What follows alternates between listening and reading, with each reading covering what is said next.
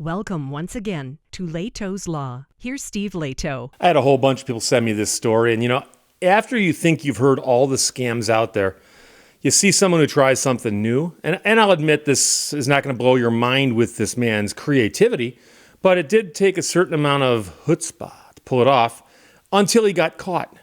So from LiveNowFox.com, and Kelly Hayes wrote this, the story is out of Spain. Man arrested for faking heart attack 20 times at restaurants to avoid paying his bill. So, guy goes out, has the dining experience. The bill comes and he has a heart attack. It's the big one. It's the big one. And he fakes the heart attack. So they call an ambulance, take him to the hospital. And guess what? He just got out of there without paying. It's not like they can shake him down for money while he's laying on the floor turning purple or green. I forgot what color you turn when you're faking a heart attack. The man's 50 years old. He's from Lithuania. Was arrested, however, in Spain after allegedly faking heart attacks at several restaurants in order to avoid paying the bill. And this is widely reported in Spain. Now, forgive me for going with this language version of it, but it's in English. I don't read Spanish. The man, who was identified only by his first name, has tried the scam at least 20 times over the past year at different restaurants near Alicante, according to Spanish newspapers who reported on this. And they say he's from Lithuania. I'm not sure if he's over there on vacation or business, or if this is all in one trip or not. But most recently, the man ordered a seafood paella, and 2 whiskeys at a restaurant in late September. And the bill came to about $36.80 US, about 34 euros, according to the newspaper. The man attempted to leave without paying, but restaurant staff stopped him and noted how he still needed to pay the bill.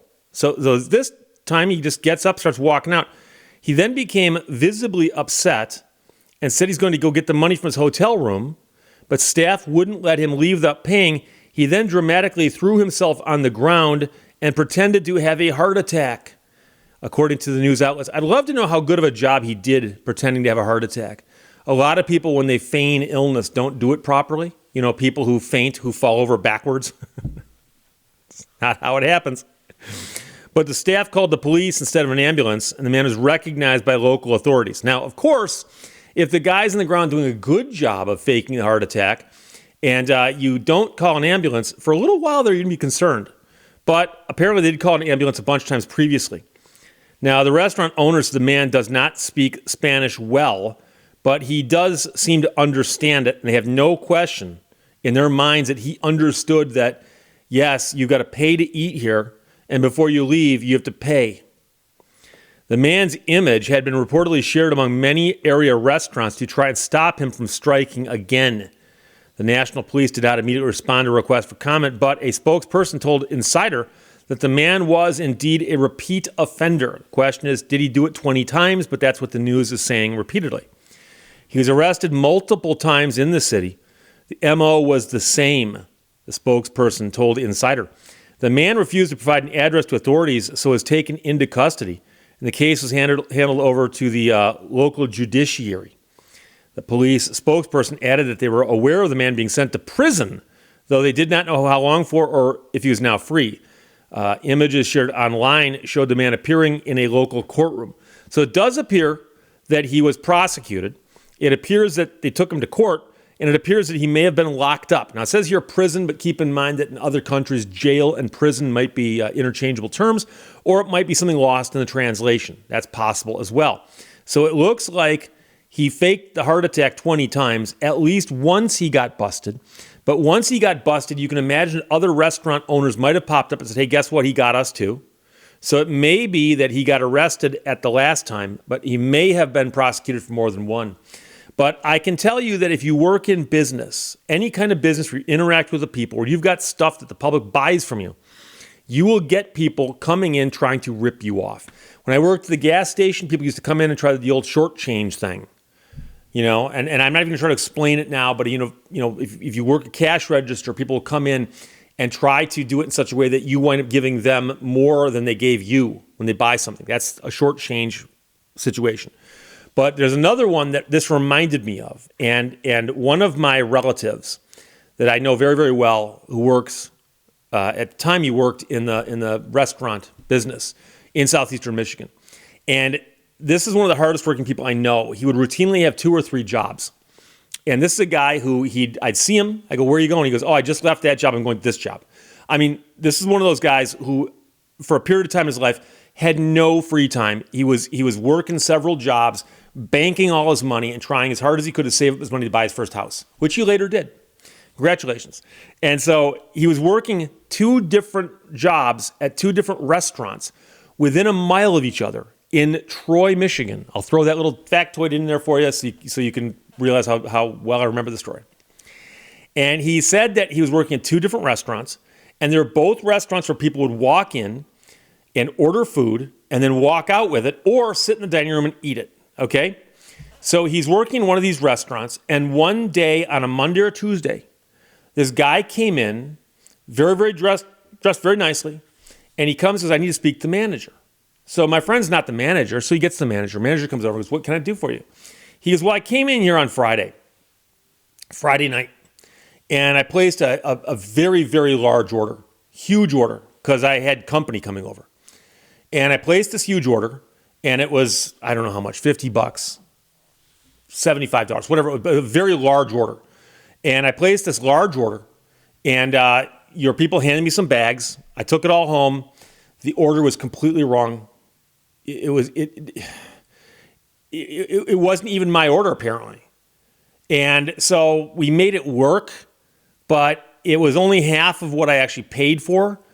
And the rest, we had to order pizza to pick up the slack. And I'm wondering if now that I think about it, I'm wondering if you guys will make that good somehow. And the manager goes, fine, what do you want? And let the guy order another gigantic order that he walked out the door without paying. And my friend goes, did you ask him for a receipt?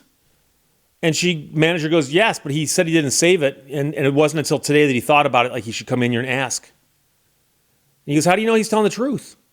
She's like, it's goodwill. What are you going to do? So my friend is at the other restaurant a couple weeks later, standing behind the counter. And this guy walks in. It's the same guy. It's a Monday or a Tuesday. Guy makes his way to the front of the line. Goes, can I speak to the manager? Now, he's saying this to my friend who saw him at the other restaurant just a week or 2 earlier. And the manager comes out and goes, what can I do for you? And the guy goes, well, I came in here on Friday, placed a huge order, had company coming over. You guys gave me a bunch of stuff. I took it home. It wasn't the right stuff. My friend speaks up and goes, do I look familiar to you? The guy goes, oh, did you handle my order Friday? And he goes, no. I saw you pull this stunt over at the other restaurant. The guy goes, I don't know what you're talking about. And my friend goes to the manager, call, and he gives the name of the person at the other restaurant. He goes, call her and ask her about this guy. This is just what the guy does. And the guy's like, what are you talking about? And he goes, I was at the restaurant. I saw you. You came in on a Monday claiming we'd screwed your order up. We gave you a bunch of free food because you had company over the previous Friday. He goes, I don't know what you're talking about. And he stomps out. The guy just had this scam he made up, and it apparently worked. Now, I don't know how many times it worked. I know for a fact it worked once, and I know for a fact he tried it a second time. But the fact of the matter is that I happen to have a friend who worked at both of those restaurants at the same time is pretty strange. And how is the guy ever going to get caught otherwise? Unless these people do talk in a community, which, by the way, might happen nowadays with social media. This happened in the 1980s. So there's no social media. There's no network for these restaurant managers to get together and discuss wacky customers. But this guy was just running a scam to get free meals at fast food restaurants. And I bet he pulled it off dozens and dozens and dozens. Because what's the worst that's going to happen? Someone's going to walk out and go, no, we don't do that unless you have your receipt. I mean, is someone really going to call the police and go, I think this is fraud by false pretenses? Which it would be. But, so there you go. But that's one story that I know for an absolute fact happened. I remember when it happened. And I also remember talking to my friend in years later going, do you remember the story about the guy who you screwed up my order Friday night? And he's, oh yeah. So this guy here, it's the big one. Faked heart attacks at least 20 times trying to get out of paying his bill. So that's from livenowfox.com. A lot of people sent it. Thanks a lot. And that's from Alicante, Spain. Kelly Hayes wrote that for Fox. Questions or comments, put them below. Let's talk to you later. Bye-bye. Thank you for watching Lehto's Law. I'm okay with my crazy.